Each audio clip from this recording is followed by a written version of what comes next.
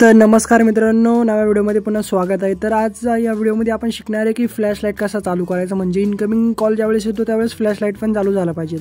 तर Vivo T3 वरती आता तुम्हाला मी दाखवतोय, तर ज्याच्याकडे दुसरा फोन असेल त्या फोनवर सुद्धा होऊ शकतं।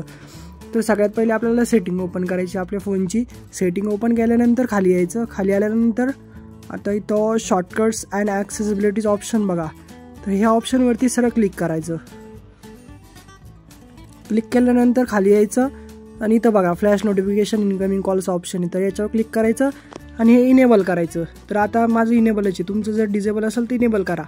हे इनेबल केल्यानंतर तुम्ही बघू शकता की आपली सेटिंग चालू झाली। तर आपण टेस्ट पण करून दाखवणार तुम्हाला की कशा प्रकारे फ्लॅश लाईट लागतो कॉल केल्यावर। आता आपण सेटिंग ऑन केली, तर बघा आता दुसऱ्या फोनवरून मी कॉल करून बघतो माझ्या फोनवर की कसा आता हा फ्लॅश लाईट लागतो। बघा आता कॉल केलेला आहे, तर बघा अशा प्रकारे हा फ्लॅश लाईट लागतो। व्हिडिओ आवडला तर नक्की चॅनल सबस्क्राईब करा।